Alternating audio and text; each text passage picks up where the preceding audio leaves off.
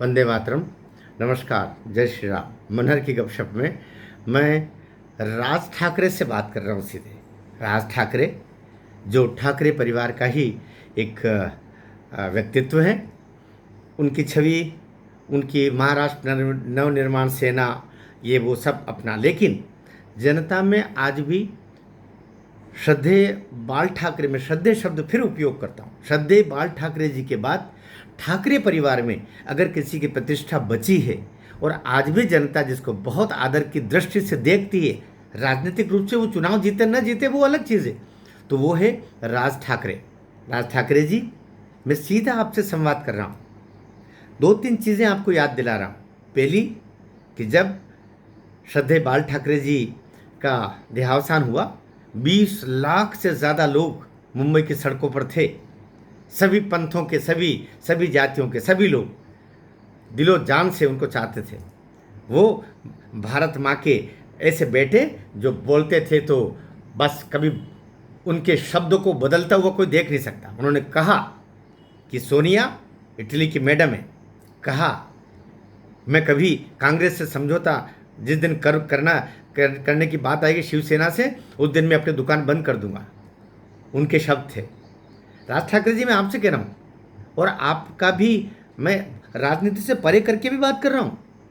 अभी सुनने में आया कि आप उद्धव ठाकरे और उस गैंग की पार्टी से, जो तो वैसे भी मरणासन्न है, ख़त्म हो गया, वो जो पालघर के साधुओं का जो शाप लगा है, तो ये तो नष्ट होना है पूरा। ये उद्धव नहीं, अस्त है, अस्त ठाकरे। और ये आदित्य नहीं है, ये अमावस का डूबता हुआ अस्तित्व है। तो मैं जन भावना बोल रहा हूँ। राज ठाकरे जी, आपकी अच्छी इमेज है, आपके साथ दगे पर दबे। जब बाल ठाकरे जी का देहावसान हुआ था और उनके वो गोलोक जा रहे थे, तब पूरा मुंबई दुखी था। क्या उस समय आपको आगे आने दिया उद्धव ने? नहीं आने दिया। उस समय जब उत्तराधिकारी की बात आई थी, तो आपको बाल ठाकरे तो चाहते थे कि आप उत्तराधिकारी बने शिवसेना के, लेकिन क्या ये नालायक बेटे ने आपको आपके नाम को आने दिया? आपको दूध की मक्खी की तरह बाहर रखा। लेकिन आप जब उद्धव ठाकरे को का काला दिल जब बीमार हुआ, अस्पताल में एडमिट हुआ हार्ट को लेकर के, आप दौड़े दौड़े गए। आप जब जब भी ठाकरे परिवार पर कष्ट आया है, आप खड़े हुए। राज जी, आपसे बात कर रहा हूँ। फिर जब आपके लड़के को खड़ा करने की चुनाव में भी नौबत आई विधानसभा में, तो आपने कहा था कि जहाँ आपका लड़का खड़ा हुआ है, कम से कम वहाँ शिवसेना, ये यूबीटी के नाम की जो कलंकित पार्टी है, ये इसका कोई उम्मीदवार खड़ा न करे। उन्होंने खड़ा किया ना। तो जब जब भी आपको आवश्यकता पड़ी, वहाँ उद्धव आपके साथ खड़ा नहीं रहा, लेकिन जब जब भी उद्धव और इस गैंग को आवश्यकता पड़ी, आप वहाँ खड़े रहे हैं। आपकी छवि अच्छी है, इनके साथ लग के अपनी छवि को कलंकित मत करवाइए, क्योंकि हम तो डूबेंगे सनम, तुमको भी ले डूबेंगे। ये स्वयं तो नष्ट होंगे, आपको भी नष्ट कर देंगे। कोई छवि नहीं बची है।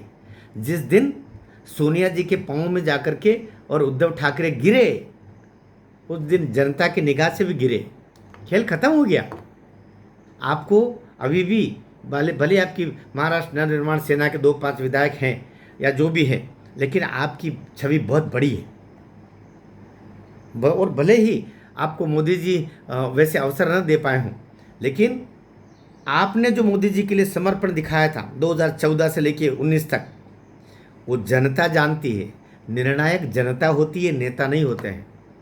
इसलिए अभी, लेकिन फिर वार्निंग, यदि भूले से आपने यूबीटी के साथ कुछ संपर्क किया, तो अभी जो ये जो महानगर पालिका के चुनाव में तो खैर डूबेंगे बाद में भी, क्योंकि कुछ जगहें ऐसी होती है, कुछ स्थान जैसे होते हैं जहाँ से फिर लौट के नहीं आया जाता है। जैसे उद्धव ठाकरे अब लौटना चाहें, खेल खत्म, अब कुछ भी नहीं। और आप भी अगर गलती से वहाँ चले गए यूबीटी के साथ में, तो फिर लौटने की गुंजाइश खत्म हो जाएगी। राज जी, शायद मैं भी फिर जी न लगा पाऊँ, मुझे क्षमा करना। भारत माता की जय।